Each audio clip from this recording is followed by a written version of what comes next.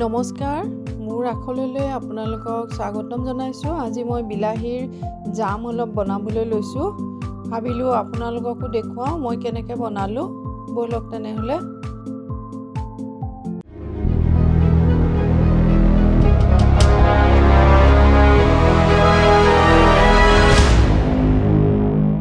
এইখিনি বিলাহী মই উতলা গৰম পানীত অলপ সময় তিয়াই থৈছিলোঁ।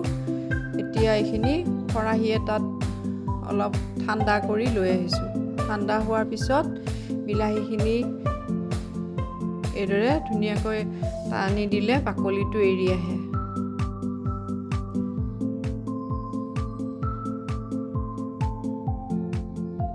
এইদৰে মই এটা এটাকৈ গোটেইখিনি বিলাহী গুচাই ল'ম। গুচোৱাৰ পিছত বিলাহীখিনি কাটি ভিতৰৰ গুটিখিনি এৰুৱাই ল'ব লাগিব।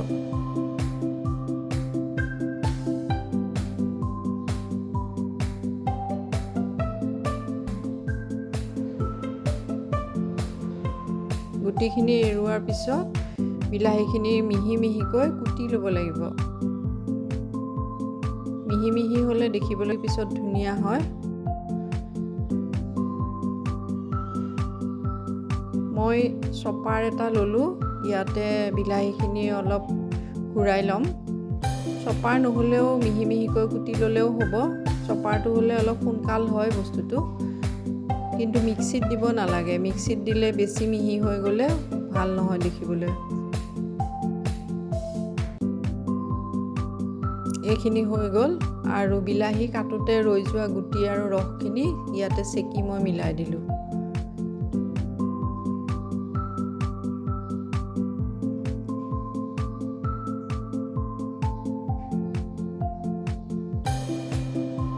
এতিয়া মই এখন গেছত ডাঠ তলিৰ ষ্টীলৰ ফ্ৰাই পেন পাতি লৈছোঁ আৰু ইয়াতে মই এতিয়া বিলাহীখিনি দি দিম।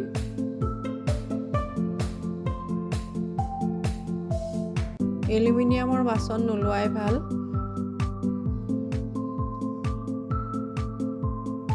গেছটো বঢ়াই দি অলপ সময় উতলাব লাগিব। এতিয়া মাজে মাজে এইদৰে মই লৰাই আছোঁ, নহ'লে তলিত লাগি ধৰিব।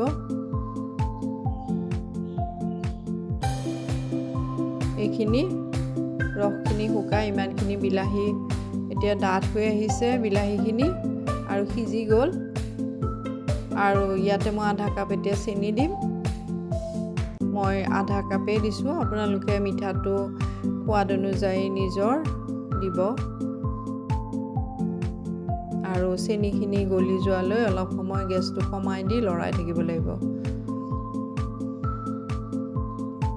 এইখিনি ইলাচি, ডালচেনি আৰু জালুকৰ গুড়ি আৰু এইখিনি কাজু কিচমিচখিনি মিহিকৈ কুটি লৈছোঁ। এইখিনি নিদিলেও হয়, দিলে দেখিবলৈ ধুনীয়া লাগে, সেইকাৰণে মই দিছোঁ অলপ।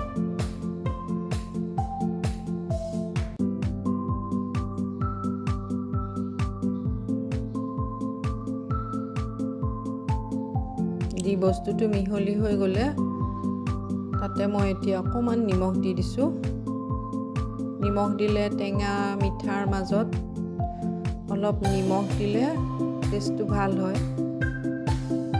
আৰু এয়া ইলাচি, ডালচেনি ফ্লেভাৰৰ কাৰণে আৰু অলপ জালুকৰ গুড়ি ইয়াত দি দিছোঁ। জালুকৰ গুড়ি নিদি আপোনালোকে জলকীয়া গুড়িও দিব পাৰে, তেতিয়া ৰংটো আৰু বেছি ধুনীয়া হ'ব। আৰু এয়া 2 চামুচ ভিনেগাৰ দিলোঁ। ভিনেগাৰ দিলে কেইদিনমান সাঁচি থ'ব পাৰি। আৰু ভিনেগাৰ নিদি নেমু ৰসো দিব পাৰে 2 চামুচ। খালি নেমুটো পানী যাতে নাথাকে মুচি শুকুৱাই লৈ চেপি দিব লাগিব। এইখিনি মোৰ এতিয়া ৰেডি হৈ গ'ল আৰু গেছটো অফ কৰি দিলোঁ। ঠাণ্ডা হোৱাৰ পিছত মই এইদৰে বাউল এটাত উলিয়াই থৈছোঁ। জাম বনাবলৈ ৰঙা টান বিলাহী হ'লে ভাল, তেতিয়া বাকলিটো গুচাবলৈ সুবিধা হয় আৰু ৰংটো ভাল হয়। আইনাৰ বটল ধুই ৰ'দত শুকুৱাই ভৰাই থ'লে বহুদিন সাঁচি ৰাখি খাব পৰা যায়। আলহী আহিলে ইয়াৰে এচামুচ লুচিৰ লগত দিলে আলহীয়েও খাই ভাল পাব আৰু আপোনাৰ নিজৰো ভাল লাগিব। আপোনালোকে যদি ৰেচিপিটো চাই ভাল পালে তেতিয়াহ'লে এটা লাইক কৰি দিব, শ্বেয়াৰ কৰিব আৰু মোৰ আখল চেনেলটি ছাবস্ক্ৰাইব কৰিলে আগলৈ নতুন নতুন ৰেচিপি পাই থাকিব। ধন্যবাদ।